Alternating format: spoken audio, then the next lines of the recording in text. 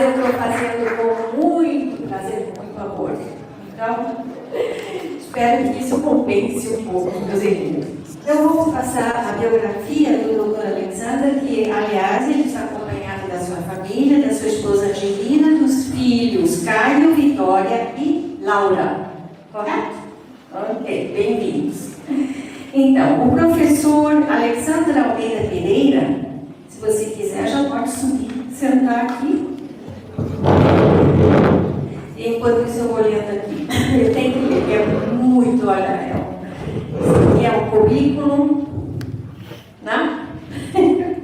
Então, professor titular de psiquiatria da Faculdade de Medicina da Universidade Federal de Juiz de Fora, fundador e diretor do NUPES, Núcleo de Pesquisa em Espiritualidade e Saúde da UFJF, coordenador da Seção de Espiritualidade da Associação Psiquiátrica da América Latina, ex-coordenador da Seção de Espiritualidade da Associação Mundial de Psiquiatria de 2014 a 2020, quando coordenou a elaboração do Position Statement of Spirituality and Religion in Psychiatry da VPA, fundador e ex-coordenador da Comissão de Estudos e Pesquisa do PTA, Programa de Mental da Associação Brasileira de Psiquiatria, 2014 a 2021, coordenador do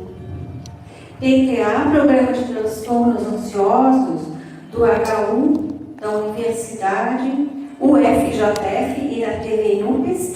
Ele possui graduação em Medicina pela UFJF, isso explica o que é a Universidade Federal de Juiz de Fora. Obrigada. Especialização em terapia cognitiva comportamental, residência e doutorado em psiquiatria pela USP e pós-doutorado pela Duke University, nos Estados Unidos. Autor de mais de 180 artigos científicos e capítulos que receberam mais de 7.900 citações. Já realizou mais de 600 apresentações em eventos acadêmicos, sendo 151 em 18 países no exterior. Concedeu mais de 400 entrevistas de divulgação científica para a mídia. Editor do livro Spirituality and Mental Health Across Cultures, Oxford University Press 2021, e coautor da Science of Life After Death, Springer, em 2022. Atuando principalmente na investigação das relações entre saúde e espiritualidade, experiências espirituais em relação mente e cérebro.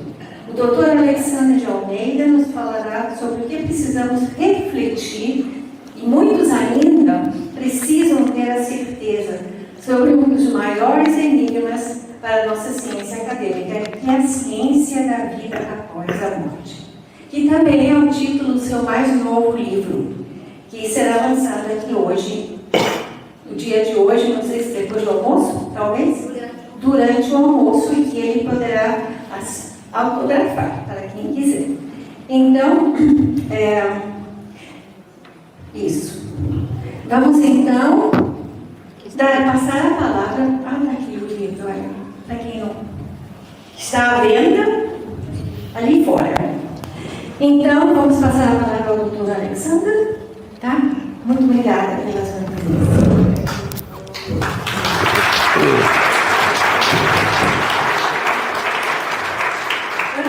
Antes de começar, eu queria lembrar vocês que vocês já podem ir fazendo perguntas durante a palestra por escrito. Vocês têm caneta e tem um bloquinho. E depois, então, a nossa vice-presidente, a Paula Spickerberg, vai recolher essas perguntas e vamos passar depois ao doutor Alexandre. Então, por favor. Alô? Não sei se está ligado. Alô? Opa, muito bem. Bom, primeiramente, é uma honra... Outro. Primeiramente, eu gostaria de agradecer profundamente a Gorete, em nome dela, a todos os trabalhadores do SEAC, né, pelo gentil, generosíssimo convite, num momento tão especial, né, celebrando os 25 anos de trabalhos do SEAC. A gente sabe a dificuldade, as lutas, os desafios que eles enfrentaram nesse quarto de século. O ambiente que nós estamos presentes, assim, é extremamente simbólico, importante, histórico, né? O prédio onde Pestalozzi desenvolveu todo um novo método pedagógico, onde Rivaio adquiriu grande parte da sua formação inicial intelectual, que deu origem a todo o trabalho que ele veio desenvolvendo ao longo de sua vida, do ponto de vista educacional e também do ponto de vista do espiritismo. Então, eu realmente agradecer a todos vocês estarem presentes também. E dentro das apresentações, né, que a Gorete e o pessoal do SEAC programou, nós vamos ter 3 abordagens, uma mais religiosa, uma mais filosófica, uma mais científica, abordando esses temas. Eu vinha conversando até com o Maurício sobre isso, sobre os vários caminhos que nós temos para buscar o conhecimento, para buscar entender a realidade, né?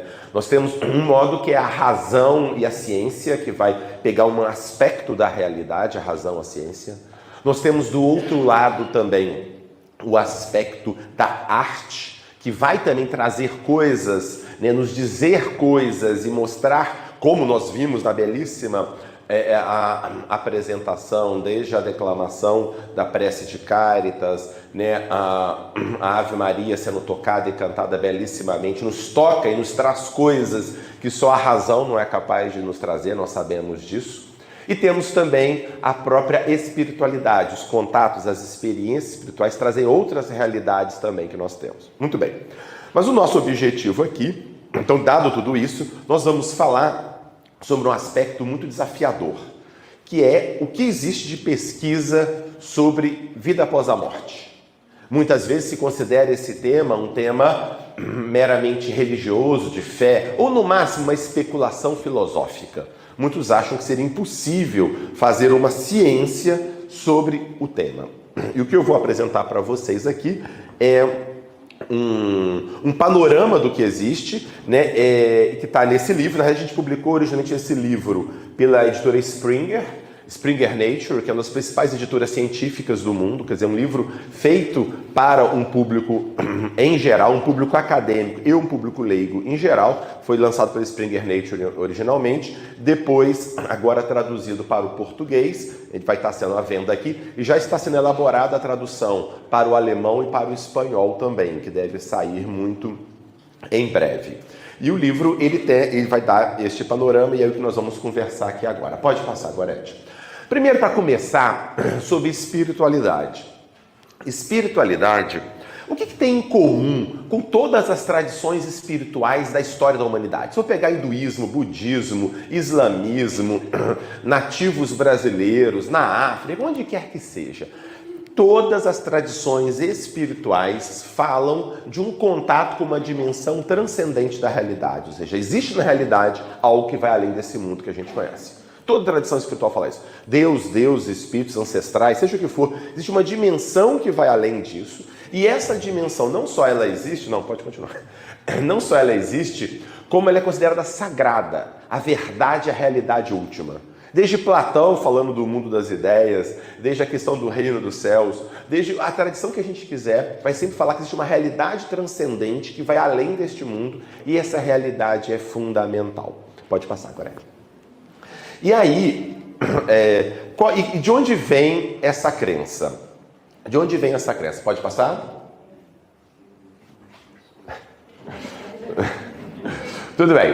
Então, de onde vem essa crença? A humanidade sempre teve essa crença, na realidade, as crenças mais disseminadas na história da humanidade. Não existe uma tradição espiritual na história da humanidade, uma cultura na história da humanidade que não tenha fundamentalmente dimensões espirituais. Desde as primeiras pinturas rupestres em Chavée-Pont-d'Arc, na França, de quase 20 mil anos atrás, as primeiras pinturas rupestres da história da humanidade parece que já tem uma relação com o transcendente. Quando o ser humano começou a desenhar, a esculpir, já tinha essa noção do transcendente. E de onde vem essa ideia? Muitas vezes, dentro da perspectiva atual, do último século, mais materialista. Por quê? se disseminou nos últimos 100 anos aproximadamente uma visão materialista da realidade. O que é materialismo? Materialismo é a ideia de que só existe no universo partículas ou forças físicas. Não existe nada além disso. Tudo é explicado por partículas e forças físicas. Então não existe uma dimensão espiritual, transcendente, nada disso pode existir. Se só existe partículas e forças físicas, essas crenças e essas experiências de contato com uma dimensão transcendente, que não existiria devido à visão materialista, devem ser mecanismos de defesa, ou seja, fantasias. Eu vou acreditar em vida após a morte porque isso é consolador.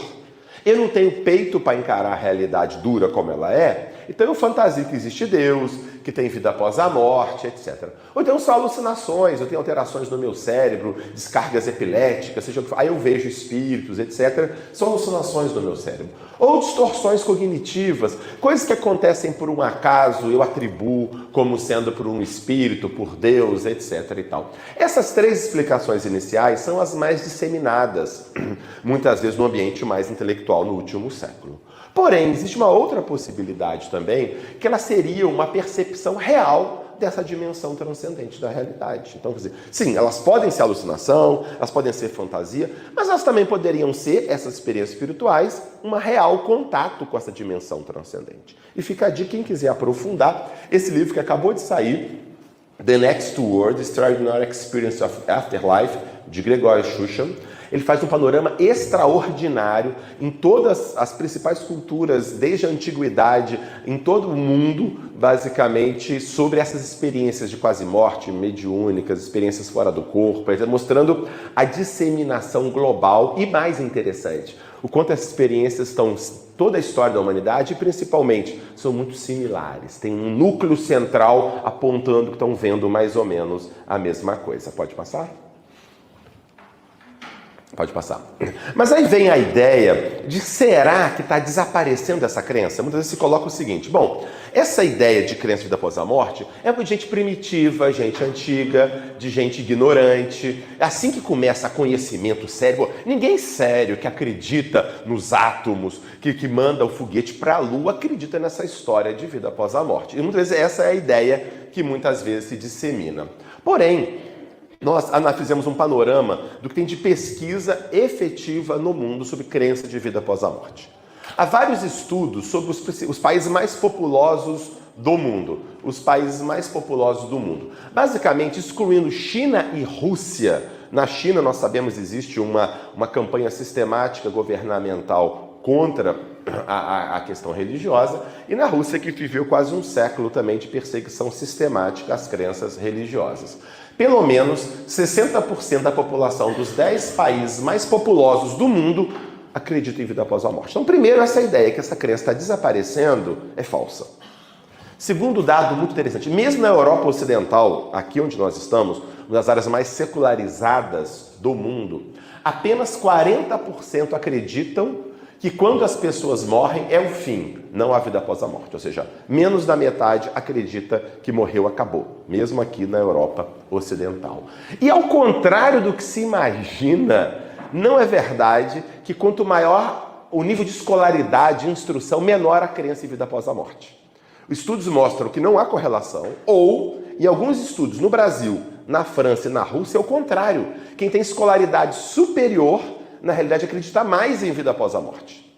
E é interessante, por isso que é muito bom ver a ciência, porque ela contraria muitas opiniões. A gente às vezes se reflete muita opinião e não vamos avaliar o que tem de evidência sistemática. E muitas pessoas que falam em nome da ciência, na realidade não conhecem esses dados científicos que estão disponíveis. Ok? Pode passar? Então a crença, ela é bastante disseminada, ainda hoje, então assim, ela sempre existiu na história da humanidade, ela está muito prevalente no mundo ainda hoje, inclusive com maior escolaridade, maior a crença. E o terceiro dado muito interessante mostra que ela impacta, a crença na vida após a morte impacta na nossa saúde mental. Os estudos mostram, aqui tem vários estudos mostrando isso, que a pessoa que acredita que existe uma vida após a morte tem menos nível de ansiedade, tem melhor capacidade de enfrentar o estresse e a dificuldade da vida, menos aceitação do suicídio, menos morte por suicídio, menos aceitação da eutanásia, maior satisfação com a vida, menos sintomas psiquiátricos, menos desespero, na vida como um todo. Então existe um impacto psicológico. Então a crença, sempre existiu na história da humanidade, continua muito prevalente e tem impacto na saúde mental das pessoas. Mas nada disso prova que ela é verdadeira. Ela pode sempre existir, pode impactar positivamente, mas pode ser falsa. E aí, vem a pergunta. E é possível investigar cientificamente essas crenças? Esse é o tema central da nossa pesquisa. A questão que é uma crença, a ideia de vida após a morte, como eu falei, a humanidade sempre aceitou. As filosofias, desde a origem da filosofia ocidental, por exemplo, com Pitágoras, com Sócrates, com Platão, todos eles lidavam e aceitavam plenamente a ideia de vida após a morte. Então a filosofia sempre trabalhou com esse tema, as religiões também, mas a pergunta é possível que a ciência trabalhe? E sim, desde meados do século XIX, e o Kardec faz parte deste processo, desse projeto de investigação científica da questão da vida após a morte. E uma coisa muito importante que muitas pessoas não sabem. Então, já existe 150 anos de pesquisa científica sobre a questão da vida após a morte e mais. Essa pesquisa envolveu muito das mentes mais brilhantes da filosofia e da ciência na história. Vários ganhadores de prêmio Nobel, como o Casel Curie, o Pierre e a Marie Curie, como Henri Bergson, Charles Richer e etc. E o mais interessante é que a maioria das pessoas no ambiente religioso ou no ambiente científico desconhecem completamente isso. E esse é o nosso objetivo no dia de hoje. Então, a gente procurou resumir tudo, e foi um trabalho gigantesco. Esse livro foi feito por 3 autores, eu, que sou psiquiatra, o Humberto Schubert Coelho, que é filósofo, e a Marina Costa, que também é psiquiatra. Por um ano, a gente se dedicou, foi na época da pandemia, né? Então a gente teve mais tempo para poder se dedicar a isso, por várias horas por dia, 5, 6 horas por dia, revisando tudo que existia de evidência no tema e tentando condensar em apenas 100 páginas. Foi um esforço muito grande, mas eu acho que atingiu o seu objetivo. Foi publicado em inglês, pode passar, Gorete? E depois a gente fez a tradução para o português, que o objetivo central é apresentar, pode voltar isso, apresentar e discutir a melhor evidência disponível para a sobrevivência da mente, da consciência, do espírito, da alma, o nome que a gente quiser dar sobre isso. Pode passar? E aí, mas para começar, essa é uma questão importante, como eu já falei antes, as pessoas às vezes acham que a ideia de vida após a morte seria uma ideia necessariamente supersticiosa, anticientífica, antirracional. Então as pessoas se recusam até a olhar as evidências porque elas já saberiam que isso era impossível, que isso é coisa irracional. Então, para começar, a gente tem alguns preconceitos intelectuais que as pessoas têm contra esta ideia. Então é um capítulo que a gente trabalhou com muito cuidado para poder trabalhar isso, e é isso que a gente vai abordar. Pode passar? Primeira questão, por exemplo. Mas a neurociência não teria provado que o cérebro gera a mente? As pessoas acreditam isso. O cérebro, com as suas reações químicas e elétricas, gera consciência, gera a mente. A ciência provou isso. E se acabou o cérebro, acabou a alma, acabou a consciência. Todo mundo que sabe o básico de ciência, de psicologia, de neurociência, já saberia disso. Então, para afirmar que existe vida após a morte, a vida além do cérebro, teria que negar toda a ciência disponível. E mais, se diz o seguinte, nós temos provas muito cabais de que o cérebro gera consciência. O primeiro dado seria o seguinte, olha, se eu estimular áreas do meu cérebro, eu estimulo uma área do meu cérebro, eu tenho visões, eu posso ver alguma coisa. Se eu estimular uma outra área, eu posso sentir uma experiência fora do corpo. Então estaria provado que a visão, o experiência do corpo, nada mais é do que a ativação daquela área do cérebro. Esse é um argumento. Segundo argumento, quando eu penso no amor que eu tenho pela minha família, eu tenho uma ativação numa área do cérebro X. Quando eu vejo alguém, eu tenho uma ativação. Então, isso nada mais seria do que a ativação daquelas áreas do cérebro. Quer dizer, a ativação cerebral é que gera tudo isso. E, por fim, mesmo quando eu tenho lesões no meu cérebro, por exemplo, no quadro demencial, no caso de Alzheimer, a pessoa vai perdendo a sua capacidade de conexão, de memória, vai desaparecendo aquilo tudo. Então, mostra que desaparece a pessoa. Essas seriam as provas cabais de que o cérebro geraria a mente. Gorete? Volta uma.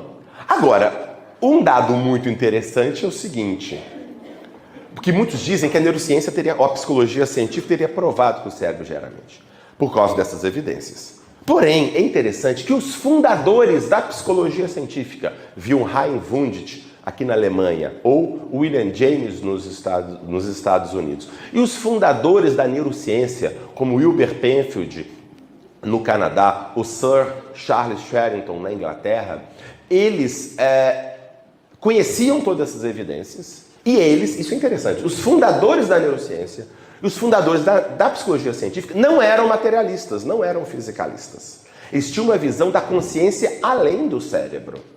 Que a consciência era algo além do cérebro. Isso por quê? Então isso é muito interessante, ou seja, a coisa não é tão simples. As evidências que a gente apresentou antes não são tão obviamente condutivas à ideia de que o cérebro gera a mente. Por quê? Essas mesmas evidências podem acontecer se o cérebro não gerar a mente, se ele for um instrumento para a mente se manifestar. Por exemplo, vocês estão vendo esse projetor aí. Esse projetor está projetando o slide. Você pode falar o seguinte, olha, então quem está gerando o slide é o projetor. O projetor gerou os slides, porque está ali. E também vai acontecer o seguinte, se eu quebrar uns pedaços do projetor, vocês não vão ver mais o slide, certo? Quanto melhor o projetor, melhor a qualidade dele, melhor vai ser o slide. Vai ter correlação entre a ativação dos circuitos do projetor e a imagem. Mas nada disso prova que o projetor é a causa última do slide. Esse projetor, na realidade, é só um instrumento para manifestar o slide que eu fiz na minha cabeça. Depois eu botei no meu computador, depois eu passei para pendrive, passei para a Gorete passou para o computador chegou aqui e tal. Ou seja, o slide é algo muito além disso. Comparando o projetor com o cérebro e o conteúdo do slide com a mente é a mesma coisa. Ou seja, o cérebro pode ser só uma manifestação, o cérebro pode ser só um instrumento para manifestar a mente, como o projetor é um instrumento para ver um slide. Mas se você quebrar esse projetor, destruir o slide, nunca mais vai ter o slide. Não, esse slide pode reencarnar no computador ali, ele pode aparecer em outros lugares. Vocês estão entendendo? Quer dizer, é essa a ideia. Então, essas evidências, volta só um minutinho, volta para o outro. Então, volta para o outro slide. Isso, é essa. Essas evidências podem ser explicadas tanto quanto o cérebro gerando a consciência, quanto para o cérebro ser um instrumento de manifestação da consciência. Então, isso não prova nada. Pode passar? Mais uma? Bom, então esse é o primeiro ponto. Segundo ponto, tem vários outros mitos, eu não vou entrar porque é coisa atrapalham. Por exemplo, a ideia de que a ciência teria provado que só existem partículas e forças físicas no universo, o fisicalismo. Isso é falso também. Os fundadores da ciência moderna, Galileu, Kepler, Newton, Francis Bacon, nenhum deles era fisicalista. Então é falso de que para ser cientista tem que aceitar o materialismo, o fisicalismo. Isso é falso. Segundo também, é falso que para aceitar a visão de que existe uma vida após a morte, uma mente além do cérebro, eu teria que negar as evidências científicas disponíveis. Não, eu aceito as evidências, só que eu acrescento alguma coisa a mais. Eu digo apenas, olha, a explicação física é parte da realidade. Eu posso acrescentar alguma coisa a mais. Então são vários outros aspectos aqui, que eu não vou entrar muito em detalhes, mas o fato basicamente é isso. Ou seja, eu estou limpando o terreno para a gente poder avaliar as evidências. Vamos avaliar as evidências, então.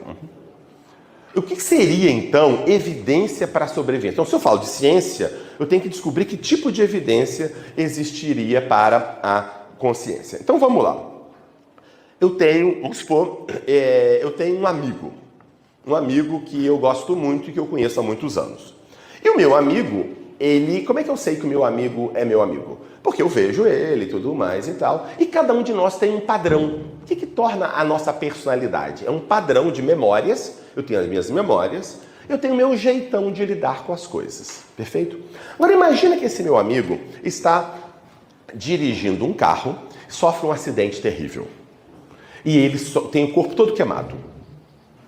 E ele sobrevive. Mas totalmente desfigurado, porque ele queimou tudo. E perdeu os membros, teve que amputar os membros, inclusive. E eu vou encontrar esse amigo alguns meses depois. E vamos dizer que não existe teste de DNA. Eu vejo numa cama um corpo totalmente desfigurado, mas ele continua, consegue falar. E eu olho e não reconheço meu amigo. Como que eu vou saber que é meu amigo? Como que eu vou saber que é meu amigo? Olhando para ele, eu não reconheço. Pela continuidade, chamamos do caráter e da memória. Esse meu amigo vai contar casos de quando a gente estava junto. Lembra disso, que a gente foi em tal lugar, aconteceu aqui e tal. A piada que ele gosta de fazer, o jeitão dele, o modo de ver as coisas, ou o conhecimento que ele possa ter. Ele sabia falar alemão, por exemplo, ou ele sabia, sei lá, sobre física. Então ele vai ter um padrão de conhecimento, de memória e de habilidades que eu sei que é meu amigo. Então, mesmo eu não conseguindo reconhecer pelo corpo, existe um padrão de caráter e memória que é o meu amigo. É assim que eu reconheço. E se meu amigo tivesse morrido neste acidente? Como que eu ia saber, como que eu ia poder identificar que esse meu amigo poderia continuar vivo? Exatamente do mesmo jeito. Continuidade do caráter e da memória. Então, como é que eu faço a pesquisa científica? Eu vou buscar evidências de continuidade do caráter e da memória das pessoas. Se houver esse tipo de evidência, seriam evidências científicas a favor da vida após a morte. Se não existir evidências nesse sentido, então eu não tenho evidência de vida após a morte. Então, a hipótese fisicalista ou materialista de que o cérebro gera a consciência prediz que, cientificamente, se o cérebro gera consciência, quando o cérebro morre, não pode ter mais evidências daquela personalidade, memória e caráter. Se eu tiver evidências da memória e o caráter funcionando quando o cérebro não está funcionando ou não existe mais, seriam então evidências de mente além do cérebro, de vida após a morte. E é justamente o que nós vamos procurar. E ao contrário do que se imagina, há muita pesquisa sobre isso. Fizemos uma revisão há alguns anos atrás, na literatura científica, na principal base de dados, o Web of Science, encontramos quase 2.000 artigos científicos publicados sobre o tema. E que tipo de evidência? De quase morte, experiência fora do corpo, experiências mediúnicas de final de vida e de memórias de vidas passadas. Vamos lá, é isso que nós vamos discutir agora. Então vamos começar com as experiências de quase morte. O que é a experiência de quase morte? O paciente, a pessoa, ela está numa situação grave, um coma, uma infecção muito grave ou numa parada cardíaca, e ela, neste momento, ela refere que está fora do corpo, que está vendo coisas. Eu vou entrar depois um pouco mais de detalhe. Ela vai estar vendo coisas e depois, quando ela volta, ela fala: olha, eu realmente estava acordado, eu estava vigil, etc, etc. Pode ir passando. Mais uma. Isso. Então, muito bem. Então, é isso que acontece. A quase morte é isso. Isso existe desde a história da humanidade também, sempre existiu, há vários estudos mostrando pessoas que estão em situações graves de saúde e tem esse relato, de sair do corpo, de encontro. Basicamente, o relato é o seguinte: eu saio do corpo, às vezes eu passo por um túnel, muitas vezes eu vejo luz, eu vejo seres de luz, eu vejo pessoas que já faleceram, às vezes eu tenho uma visão mais ampliada da minha própria vida, da minha própria história, muitas vezes eu tenho uma noção de uma percepção mais clara da realidade da vida, de entender um pouco mais o que é a vida e muitas vezes a necessidade de voltar. E depois que a pessoa volta, ela tem certeza absoluta de um modo geral. Nós estamos trabalhando agora em Juiz de Fora, terminando um doutorado da Mona Lisa Silva, com mais de 200 casos de EQM, experiência de quase morte. Dos 200 casos, apenas uma pessoa não tinha certeza que aquilo ali era uma coisa verídica, que ele realmente teve uma vivência espiritual transcendente. E o mais interessante, a vivência é tão forte que a pessoa se transforma. Frequentemente a pessoa torna-se menos materialista, com mais interesse, mais altruísta, mais espiritualizada, mais crença de vida após a morte, etc, etc. E aí, o que a explicação, que outras explicações podem existir para uma experiência de quase morte? Pode ser delirium. O que é delirium? Na medicina, é o estado confusional. O cérebro está meio prejudicado, o paciente na UTI, o paciente está grave, com infecção, um monte de remédio e tudo mais. A pessoa fica meio confusa. É muito comum na UTI as pessoas ficarem confusas. Mas na UTI, no delírio, a pessoa está confusa, desorientada, não fala coisa com coisa. E quando ela volta, ela não lembra do que aconteceu, sabe que aquilo ali era maluquice. Ela fala isso, Totalmente diferente do que a gente tem na EQM. E também não é uma questão só cultural, todas as culturas têm sobre isso. Pode passar. E aí eu vou contar um caso para vocês. Pode passar? Pode passar? Pode passar. Isso. Vou contar um caso para vocês. Um caso clássico que foi publicado na revista The Lancet. Essa primeira referência que está aqui. A revista The Lancet, das principais revistas médicas do mundo, talvez a principal revista médica do mundo. É um artigo que foi publicado pelo Pim van Lommel, um cardiologista holandês. Ele conta o caso de uma pessoa que estava andando pelas ruas lá na Holanda e teve uma parada cardíaca na rua.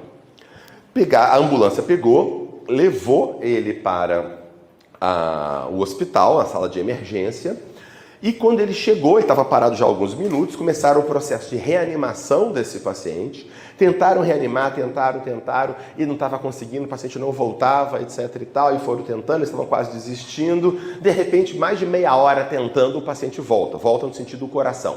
Claro, o paciente continua em coma, continua inconsciente, mas o coração voltou a bater e tudo mais, ele foi para UTI, depois ele melhorou, ele foi para a enfermaria, ele estava já lúcido. Muito bem. Ele está na enfermaria e de repente chega um enfermeiro. Ele olha para o enfermeiro e fala assim: você sabe onde está minha dentadura? O enfermeiro fica assim: como assim? Você estava lá quando eu cheguei. O enfermeiro olhou assim: porque eu estou com dentadura e ninguém sabe onde está, mas você sabe onde está minha dentadura. Quando eu cheguei, aí o paciente descreve: você estava lá, o enfermeiro de fato estava lá, você estava lá, e descreve o enfermeiro, descreve o médico. E eu vi de cima, eu me vi do teto, eu vi você e o médico, e quando vocês foram me entubar, vocês viram, você tirou minha dentadura, colocou na gavetinha daquele carrinho cheio de pote, o carrinho de parada, né? Botou na gavetinha ali e começaram a me reanimar. E o pior de tudo foi o seguinte: vocês estavam desanimando, querendo parar, e eu gritando: não para não, mas vocês não me ouviam. O enfermeiro só arregalando o olho, porque aquilo ali, tudo isso era verdade. Era exatamente isso que estava acontecendo. E bom, resumo. Então isso mostra o quê? Mostra que não é uma mera ilusão ou fantasia. Porque o paciente está, primeiro, numa parada cardíaca, esse é um dado importante, o cérebro, ele não tem... Todo o corpo funciona com glicose e oxigênio, tá? O combustível do nosso corpo é glicose e oxigênio, tá? Como é que chega glicose e oxigênio no corpo? O coração bate e leva sangue com glicose e oxigênio, tá? O cérebro não tem nenhuma reserva de glicose e oxigênio. E ele gasta muito, é um carro beberrão pra caramba, gasta muita glicose e oxigênio, tá? E não tem nenhuma reserva, é como se fosse uma casa sem caixa d'água. Acabou a água, acabou tudo, não tem reserva, tá? Então, o coração tem que estar bombando sangue com oxigênio e glicose o tempo todo para o cérebro. Quando o coração para, em torno de 30 segundos o cérebro para de funcionar, porque não tem mais isoelétrico. Aquele eletroencefalograma que fica com aquelas coisinhas, ele fica isoelétrico. Você para de funcionar em 30 segundos. Então o paciente está em parada cardíaca já há vários minutos. Então o paciente está em parada cardíaca, o cérebro dele não está funcionando. Mas apesar disso, e mais, lembrei um dado importante. E o enfermeiro comenta que quando o paciente chegou, ele fez uma série de exames, inclusive a reflexo pupilar. Você coloca a luz na pupila, a pupila contrai, a gente sabe disso. Isso é um reflexo muito básico de tronco cerebral. Quando está em midríase fixa, quando fica dilatado e não reage, é sinal que nem o tronco cerebral, que é muito básico, está funcionando. Nada está funcionando. E o paciente estava em midríase fixa, ou seja, ele não tinha nada funcionando no cérebro dele, basicamente. Ok? Então, o paciente em midríase fixa, parado, cérebro sem funcionar, ele não só estava consciente, lúcido, como descreve coisas verídicas, que não é possível de ser só uma fantasia. Tá certo? Então, esse é um dado muito relevante sobre isso. E outro dado muito interessante também, essas memórias, o paciente diz que ela é mais real do que a realidade. A percepção é essa, sabe? Assim, parece que eu percebi o mundo de um modo muito mais verdadeiro. E tem estudos comparando as memórias dos relatos de EQM com memórias fantasiosas e com memórias do mundo real, do dia a dia. Existem umas escalas muito boas de qualidade e confiabilidade da memória que separa a fantasia de memórias reais. E eles pegaram pacientes com EQM, depois da EQM, né, e aplicaram essa escala para a memória da EQM, para a memória de um fato importante que aconteceu com ele perto da época da EQM, fato da vida normal, e uma memória para ele imaginar alguma coisa. e pontuaram a qualidade da memória. Claro, a pior de todas foi a memória da fantasia, tinha vários problemas. Depois veio a memória real, e a memória da EQM pontuou mais na qualidade da memória do que a memória uma memória real. E há estudos acompanhando 20 anos depois dos pacientes com EQM, e a descrição da memória é muito estável 20 anos depois, sugerindo uma vivência efetivamente real. Pode passar? Então esse é o primeiro dado de evidência, ou seja, de modo muito consistente, há centenas de relatos, né, de casos de experiência de quase morte, nem todos, claro, com a qualidade que eu acabei de descrever para vocês, mas que sugerem de modo muito forte que a consciência estava ativa, real, percebendo coisas quando o cérebro não estava funcionando. Existe uma outra vivência muito interessante que toda a história da humanidade sempre teve. Isso também é muito importante da gente, porque em ciência, eu tenho o ideal, um dado importante, em ciência, para qualquer coisa, física, química e biologia, não existe prova definitiva de nada. Não existe. Como é que você faz? Você acumula evidências. Quanto mais evidências de boa qualidade e de tipos diferentes apontarem na mesma direção, você aceita aquela hipótese como mais plausível, tá certo? E nós vamos falar então aqui de EQM, vamos falar de aparições, mediunidade e memória de vidas passadas e vivências muito diferentes que sempre existiram e que todos apontam na mesma direção. Então vamos lá. Aparições. Sempre teve também pessoas tendo percepções de ver pessoas que já morreram. Sempre existiu isso ao longo da história da humanidade. Mas pode ser, claro, alucinação, eu fico fantasiando, projeção do meu inconsciente, eu amo muito o meu pai, e aí eu vejo o meu pai, isso é um modo de consolo, etc. e tal. Mas eu vou contar para vocês um caso muito interessante, que foi pesquisado com muito rigor pela Society for Psychical Research, a Sociedade de Estudos Psíquicos, ligado a Cambridge, com grandes pesquisadores que estudaram esse tema. O caso do Chaffin é o seguinte, pode passar. O Chaffin, ele fez um testamento, ele tinha 3 filhos. Ele fez um testamento deserdando 2 filhos, dando tudo para um filho. Tudo bem? E registrou esse testamento no cartório. Pode passar. Mas aí, em 1905, em 1919, ele fez um outro testamento. Ele fez um outro testamento em que ele dava para todo mundo. Só que ele não contou para ninguém que ele fez esse testamento. Tá certo? Na realidade, ele guardou isso dentro de uma Bíblia dele, lá no cantinho. Ele deve ter, se imagina que provavelmente ele achou que depois ele ia registrar, mas a gente nunca sabe o dia da manhã. Nunca deixe para amanhã o que você pode fazer hoje, certo? Ele não sabia, mas a morte vem como um ladrão. Não sabeis a hora, nem o lugar. Não é assim? Então ele morreu. E aí tudo foi para o terceiro filho dele. Beleza. E assim ficou.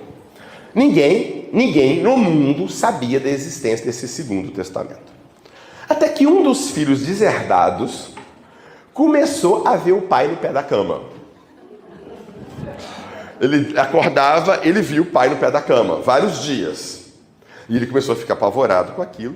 Chega uma hora, um dia, o pai aparece para ele e fala com ele o seguinte: olha, ele estava com um sobretudo, fala, você vai encontrar o testamento no bolso do meu sobretudo.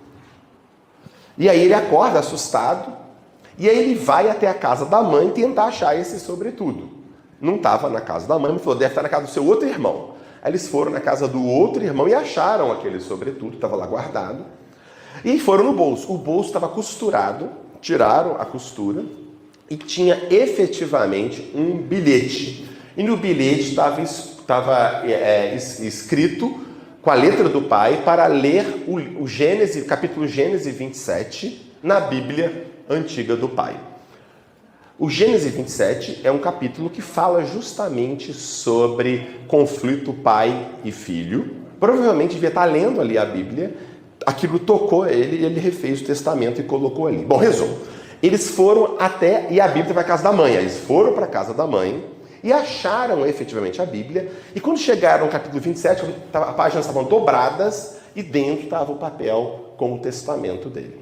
E aí eles levaram isso para o tribunal e efetivamente foi considerado um testamento válido. A caligrafia dele foi validada por 10 testemunhas.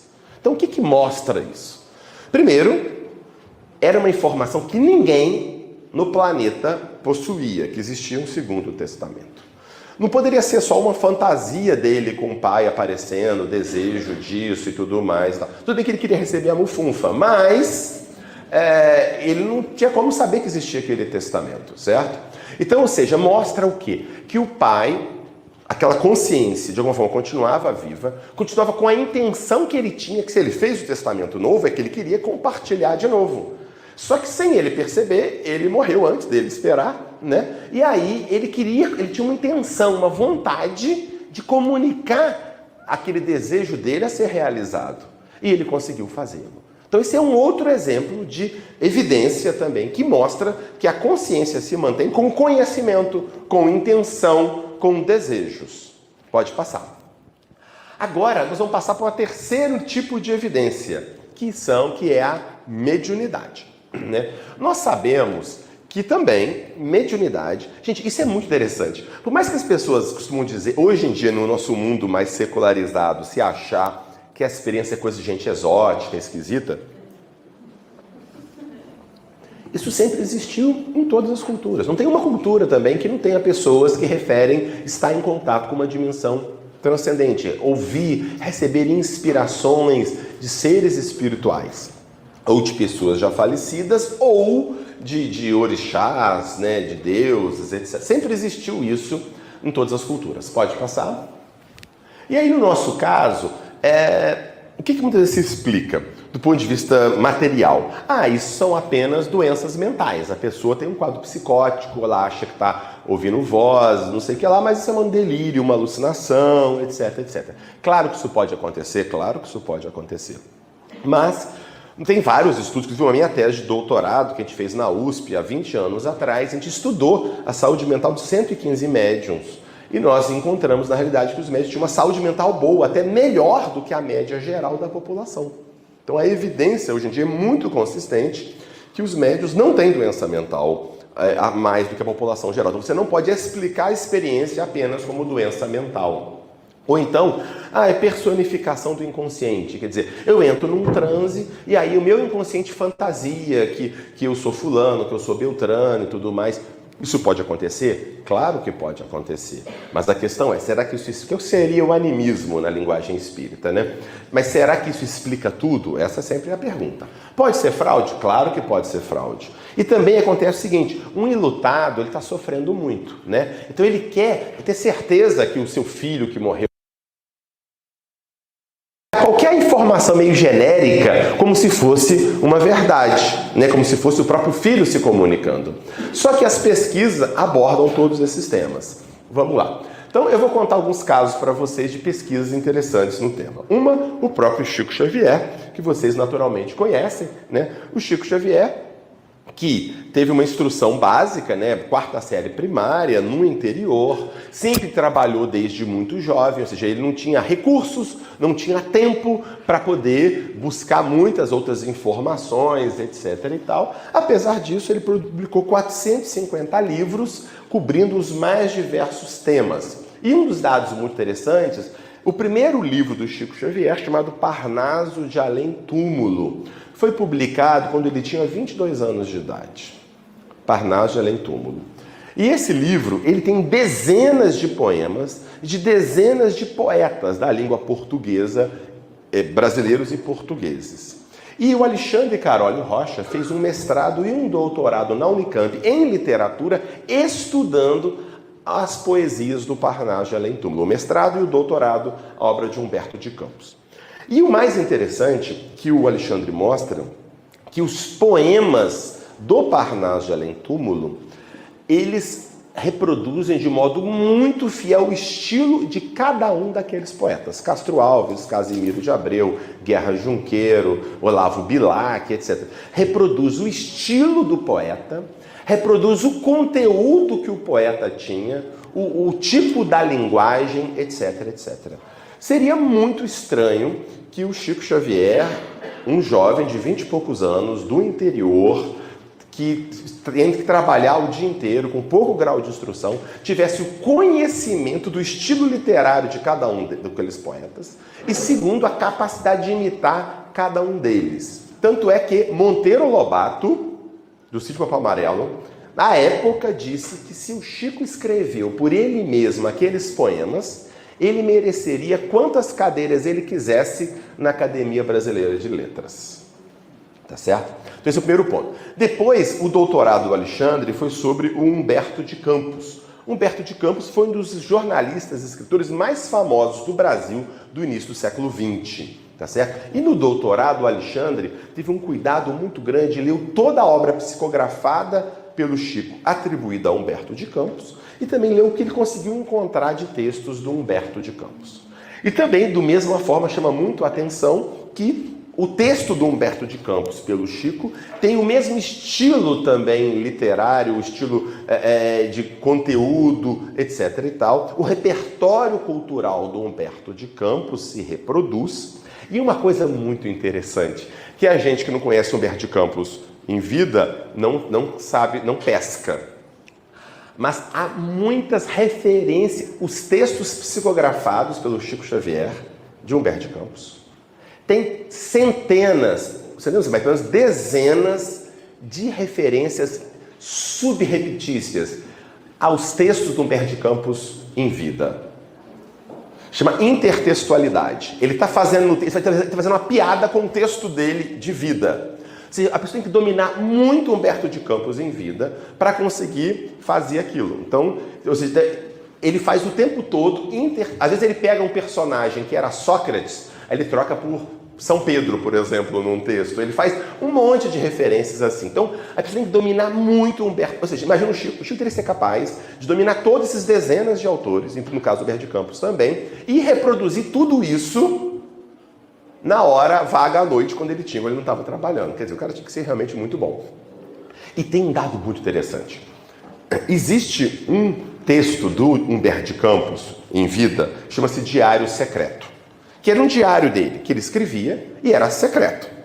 Portanto, ele faz o diário e ele colocou que era para ser depositado no cofre da Academia Brasileira de Letras, esse diário. E só poderia vir a público algumas décadas depois, porque tinha muito nome de gente, pessoas, fofoca, né? Fofoca do meio artístico, etc. e tal. Então, só poderia vir a público décadas depois.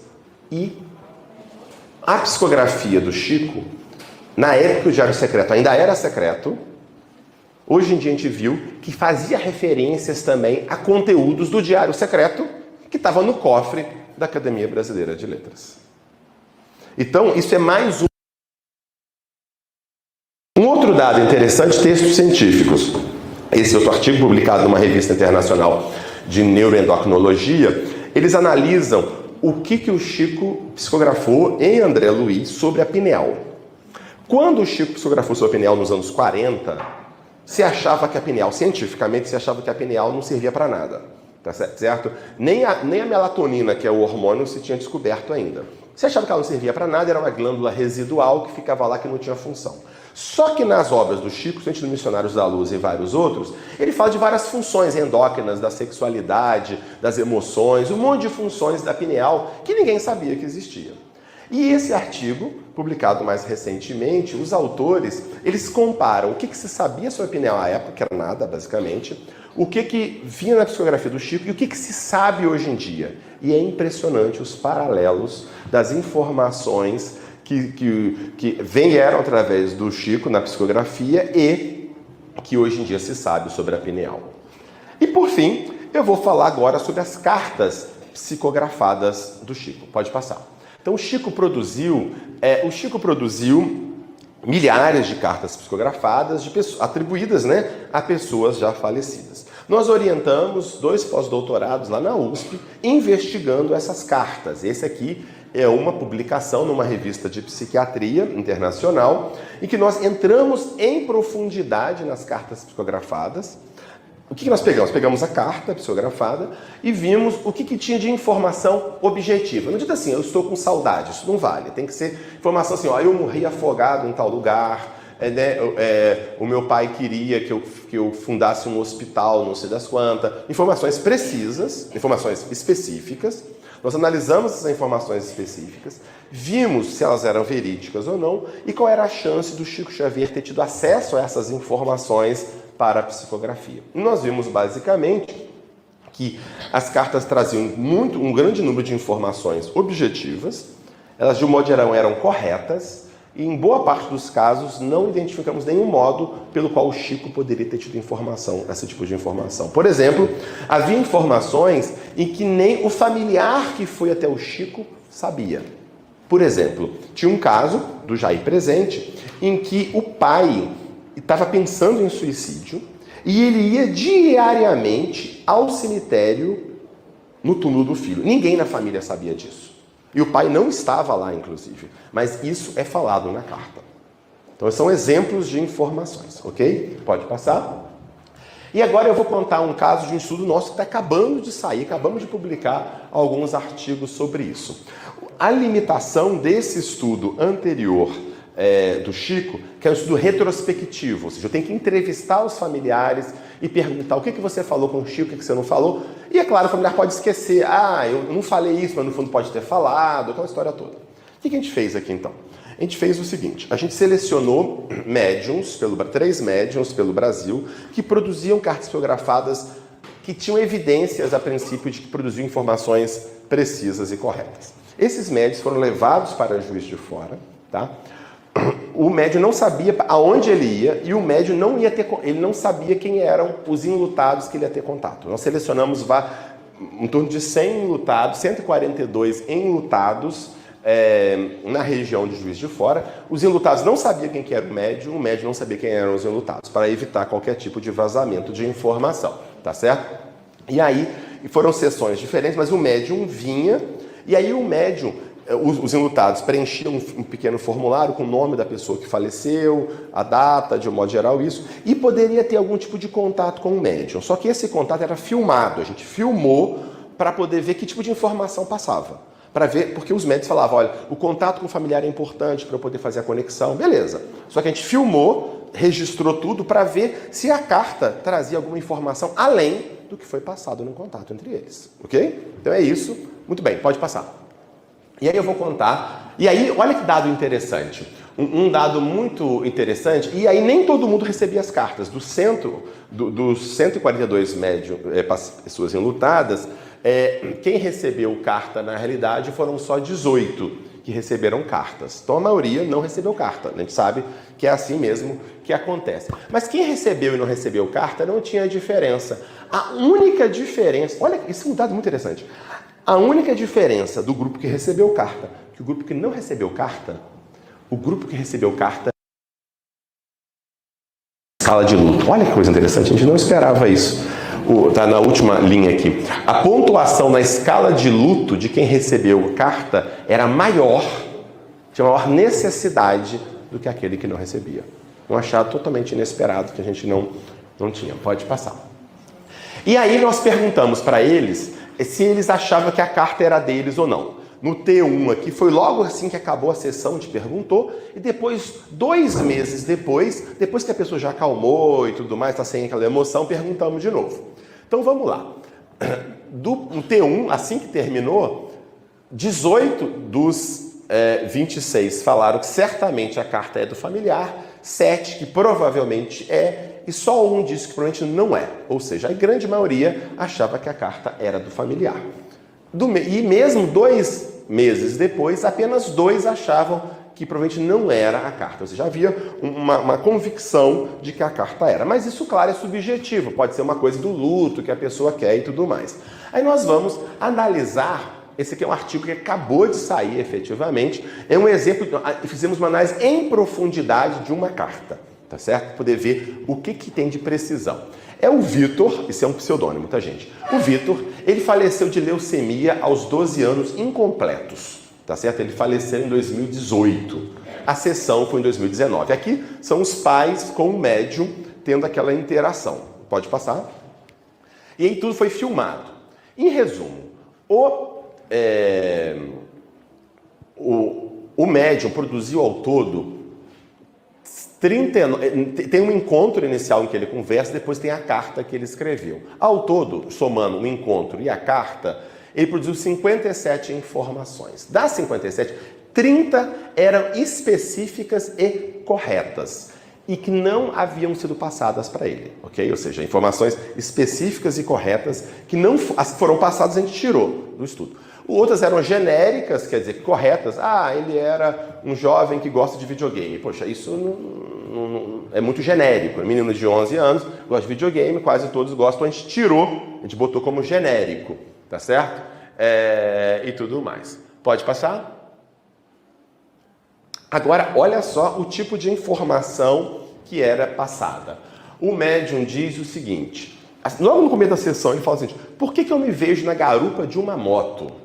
Ele começa a falar que estava na garupa de uma moto, tudo mais e tal. Os pais ficaram impressionados, porque depois eles vão nos contar o seguinte, o que aconteceu? O menino estava com leucemia, várias internações. Ele teve uma última alta pré-morte mesmo. Eles já sabiam que o menino já ia falecer mesmo, ele recebeu uma alta para ele poder ficar com a família um pouco. E ele, ele era muito brincalhão, etc e tal. E aí o pai o levou para andar de moto e mais, o pai ensinou ele a andar de moto. E diz que foi um momento muito forte para a família. E diz que ele andava com a moto com as pernas andando assim, gritando assim, sabe assim. Foi um momento muito forte para a família, ele andando de moto e o pai na garupa. E porque ele fala, por que eu me vejo? Olha só, então ele traz essa informação que é extremamente específica para aquela família e muito significativa. Foi o último grande momento de alegria que eles tiveram antes do falecimento dele. Depois ele fala, não sei porque eu estou vendo Rosa, quem é Rosa? Isso o médium falando. E aí eles comentam que foi uma coisa muito significativa também, que entre das internações, as enfermeiras, as faxineiras, tinha umas 5 ou 6 que chamavam Rosa, Rosenilda, sabe assim? Então era muito, faziam até brincadeira que tudo era Rosa, o nome de rosas que estavam ali. Depois, na carta, ele começa assim, a carta é desse jeito, meu pai e minha mãe, para destravar Vito, mas dessa vez a gente não precisa mais de senha para se amar. Vito era a senha da internet e dos computadores da casa.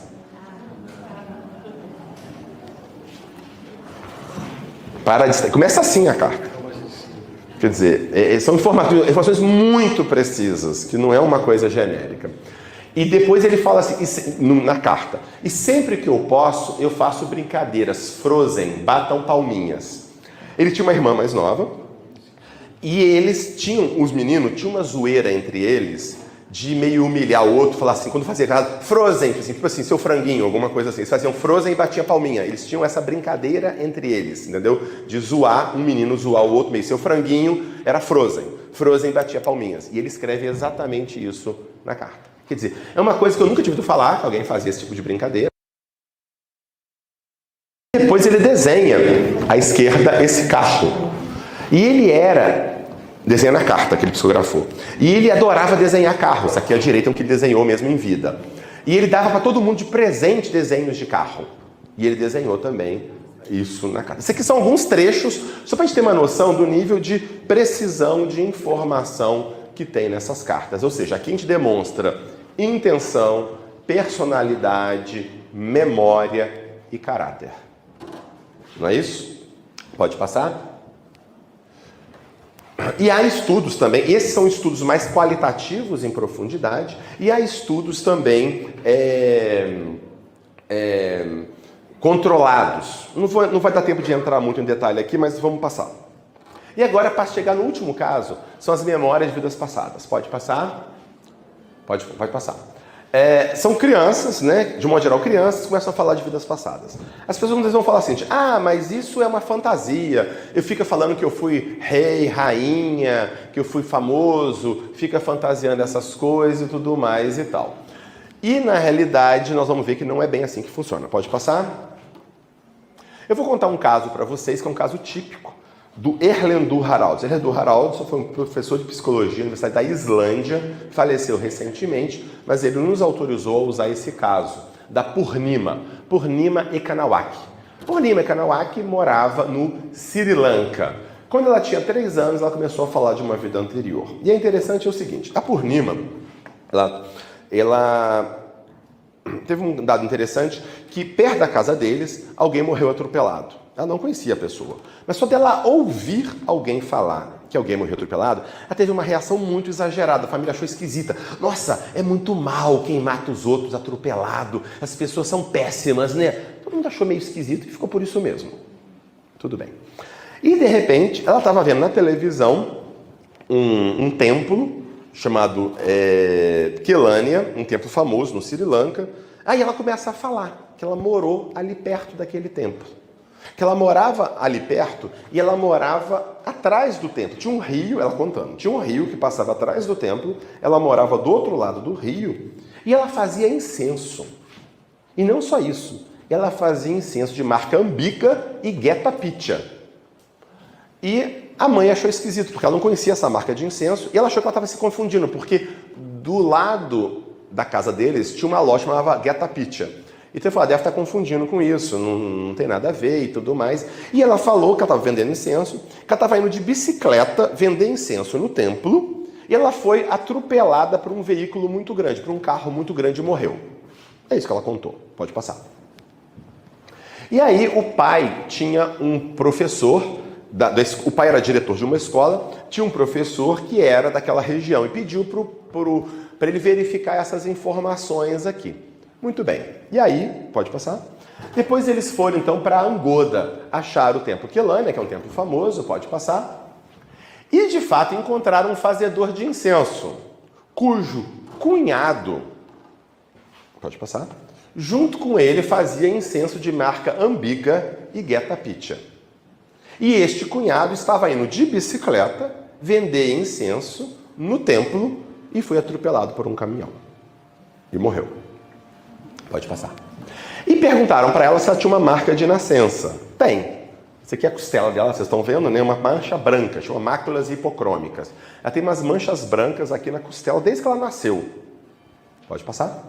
Eles foram atrás do laudo de necrópsia do fazedor de incenso. Pode passar.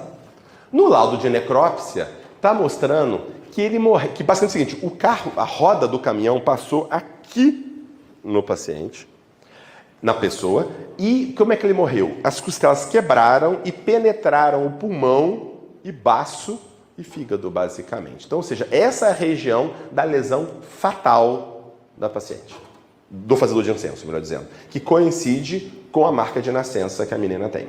Pode passar? Em resumo, a menina falou 20 coisas, tem outros detalhes aqui, 14 eram corretos, apenas 3 incorretos e 3 indeterminados. Você pode poder ver, são informações muito precisas, não são coisas muito genéricas, tá? Pode passar. E as hipóteses alternativas seriam fraude.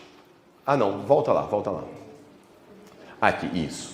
E nós fizemos uma revisão recente sobre o que tem de casos sobre isso. Há mais de 2.500 Court Case of Reincarnation Type. Há mais de 2.500 casos documentados semelhantes a esse. Quer dizer, não é uma coisa exótica também. Tem casos da Europa, tem casos da Oceania, do Brasil, na Ásia, mais na Ásia, mas tem em todos os lugares. E há relatos, e esses casos, de um modo geral, é a criança, assim que ela começa a falar, com 2, 3 anos, ela começa a falar de uma vida passada. De um modo geral, não é vida de rei, de rainha, nada disso. São vidas muito comuns e, geralmente, nesses casos, são mortes violentas. Assassinatos, acidentes, etc. e tal, de modo geral são isso. Essas, frequentemente, eles têm marcas ou defeitos congênitos que são compatíveis com a lesão que causou a morte na personalidade anterior. E olha que dado interessante. Frequentemente essas crianças têm reações emocionais, fobias ou mesmo sintomas de estresse pós-traumático, sendo que nunca sofreram nenhum trauma e nunca tiveram a situação. Como foi o caso da menina, aquela reação exagerada que ela teve quando alguém foi atropelado perto da casa dela. Tá? Às vezes questões têm fobias, etc. e tal. E esse resultado, quer dizer, é mais um tipo de evidência nesse sentido. Em resumo, para a gente abrir o espaço para a nossa pergunta, meu tempo acabou, não é isso? Pode fazer pergunta, tá, gente? Então, qual que é o grande lance? É claro que estou resumindo o resumo do resumo. No livro, a gente tem 350 referências bibliográficas científicas, para quem quiser aprofundar tudo, tá certo? Mas a gente dá um panorama geral. O que chama a atenção? há uma convergência de evidências, ou seja, EQM não tem nada a ver com casos de reencarnação, que não tem nada a ver com casos de mediunidade. Só que todas essas evidências que sempre existiram na história da humanidade têm sendo estudadas por dezenas de pesquisadores em muitos países, em vários continentes, todas apontam na mesma direção, sugerindo que a consciência sobrevive após a morte, mantendo seu desejo, sua memória, etc. e tal. As hipóteses alternativas seriam fraude, quer dizer, é muito pouco provável que todos esses casos são fraude e que as pessoas combinam. No mundo inteiro, quando você tem uma criança de 2 anos, você inventa que ela está falando de uma vida passada, você inventa uma marca de nascença. Quer dizer, obviamente isso é pouco provável. Que existam fraudes, é claro que pode existir. Mas todos os casos, e há casos muito bem documentados, estudos controlados, como na nossa própria pesquisa que a gente fez da mediunidade, não tem fraude. Acaso, por um acaso acertou, tudo bem. Mas no caso daquela carta psicografada, acertar por um acaso a senha da internet, acertar por um acaso a moto, acertar por um acaso a rosa, tem que dar muita força para esse acaso, não é verdade? Fabricações da mente inconsciente, a gente sabe que não é também, e mesmo a ideia de percepção extrasensorial seria apenas uma telepatia. Por exemplo, eu sou um lutado, eu telepaticamente passo para o médium a informação do meu parente falecido. Mas há informações que nem o familiar sabia, por exemplo, como eu já comentei. Ou no caso da reencarnação ali, as marcas de nascença, ou no caso do testamento do Chafim, que ninguém sabia essa informação, ou seja, é muito pouco provável. Pode passar? Pode passar. Então, ou seja, nós chamamos de triangulação, ou seja, há uma convergência de evidências apontando para a sobrevivência, né? A experiência de quase-morte, mediunidade, os casos de reencarnação, todos apontam com uma explicação mais plausível e mais simples a sobrevivência da consciência. Pode passar? E o mais interessante é que, é claro, as pessoas não são obrigadas a concordar com a gente que essa é a melhor explicação. Nós apresentamos as evidências, apresentamos os argumentos a favor e contra e falamos, olha, nos parece que é mais razoável essa.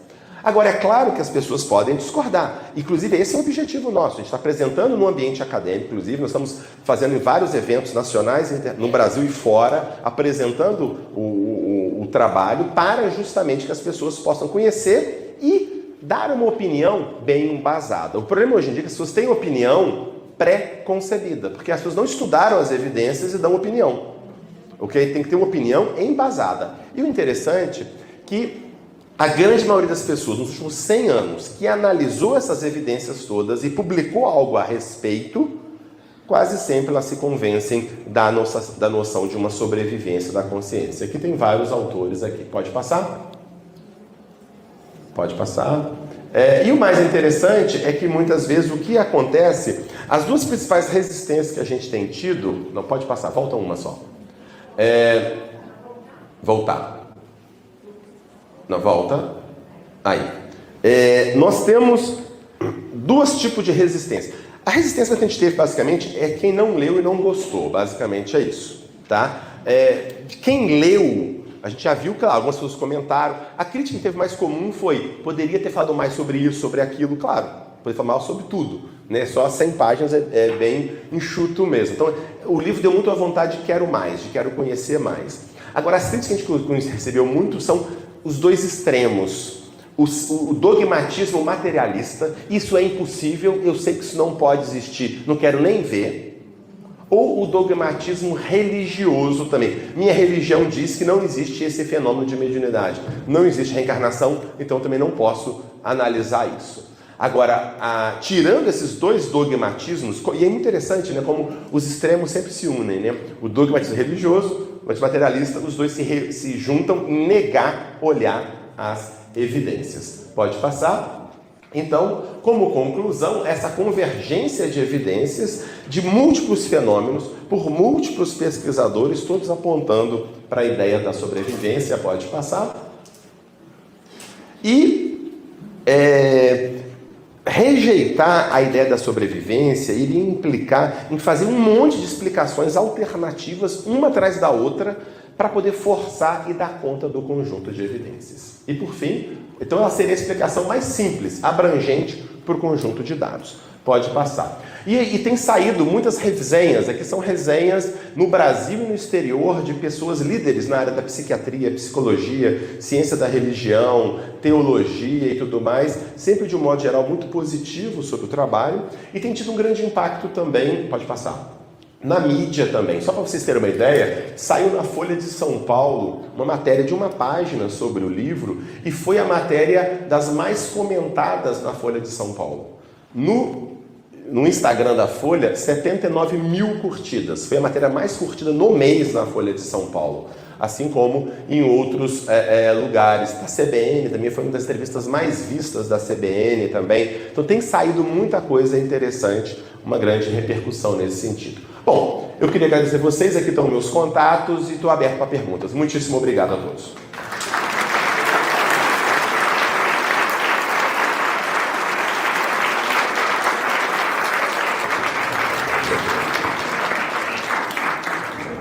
E ao final também, no almoço, a gente vai estar ali na livraria, aqui para fazer autógrafo, dedicatória também, está à disposição também, tá? Perguntas? Muito obrigada, doutora Alessandra. E eu tenho que fazer algumas perguntas, e vamos ver se vamos ter tempo de responder a todas. A primeira é experiência fora do corpo. Você poderia explicar em quais casos acontece isso? Na realidade, o que é a experiência fora do corpo? Muito bem, a experiência fora do corpo é a experiência em que a pessoa percebe a sua mente, a sua consciência está fora do corpo, né? Sente que saiu do corpo e está vendo o corpo de fora, de um modo geral. Na experiência de quase morte, frequentemente tem a experiência fora do corpo. Aquele caso de ponto de dentadura foi uma experiência fora do corpo que aconteceu dentro de uma EQM. Mas pode acontecer fora do corpo, a pessoa faz, algumas pessoas fazem voluntariamente isso, chama de desdobramento. A pessoa entra, né, num estado, ela medita e tal, tem um estado, e ela nós vamos fazer pesquisas agora sobre isso. Ela voluntariamente refere sair do corpo e fazer outras coisas. Então, a experiência fora do corpo é isso, essa experiência que a pessoa refere a consciência sair do corpo. A próxima pergunta é: você poderia, por favor, falar sobre a utilização do cannabis como medicamento? O que a doutrina diz a respeito? Bom, é um pouco fora do nosso tema aqui, mas eu posso dizer basicamente o seguinte: eu até publiquei alguma coisa sobre isso recentemente. Há pouquíssimos estudos de boa qualidade sobre isso, basicamente é isso. Ou seja, não há as associações médicas do mundo inteiro têm sido muito cuidadosas a esse respeito. A única evidência que tem sido reconhecida é o canabidiol para um caso de epilepsia refratária em crianças, basicamente. Agora, esse monte de indicações que as pessoas estão tendo é muito mais totalmente marketing, não há estudos basicamente nenhum sobre o tema. Basicamente é isso. Só fazendo bem. Quem quiser depois eu posso conversar com mais calma, tá bom? Tem mais uma pergunta aqui sobre Alzheimer, na visão espírita.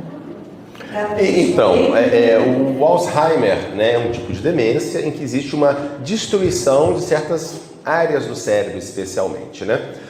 Do ponto de vista espírita, o que vai acontecer, ou nessa versão que a gente comentou aqui, você vai ter uma certa degeneração do instrumento de manifestação da mente, né? Ou seja, o espírito se manifesta pelo corpo, pelo cérebro. Quando o cérebro não está permitindo mais, quer dizer, não desapareceu aquela pessoa, ela não está conseguindo mais se manifestar.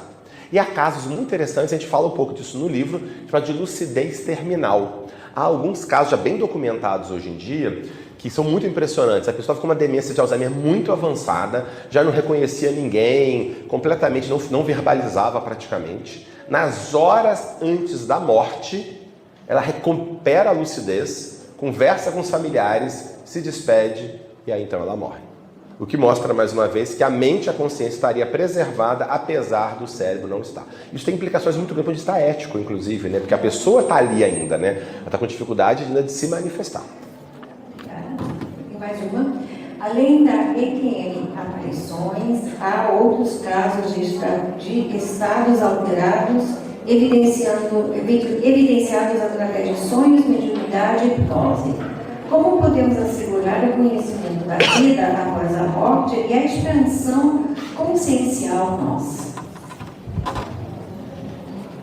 Não sei se eu entendi bem a pergunta.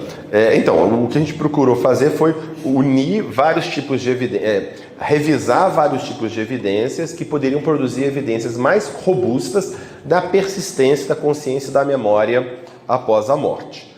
Né? Como podemos assegurar o curso da vida após a morte e esse plano da consciência. Então, acho que essa é uma ideia, é a ideia de a gente conhecer melhor esses fenômenos, né? E também não reprimi-los também. Na sociedade, muitas vezes, as pessoas têm esse tipo de vivência, as pessoas ficam com vergonha de falar, com vergonha de compartilhar essas vivências e deixam de aproveitar isso. Nós publicamos agora recentemente um artigo sobre experiência de quase morte mesmo. Muitos pacientes têm a vivência, aquilo é muito importante para eles, mas eles têm vergonha de falar com os familiares, de falar com a equipe médica, com os enfermeiros que vão ser desqualificados, por exemplo. Isso aí é alucinação. E a pessoa não consegue trabalhar essas vivências e integrá-las de modo construtivo para a sua própria vida. Muito obrigada, doutora Alexandre. Infelizmente, temos que ir para frente. Agradeço muito a sua participação. Essa palestra fantástica, muito esclarecedora.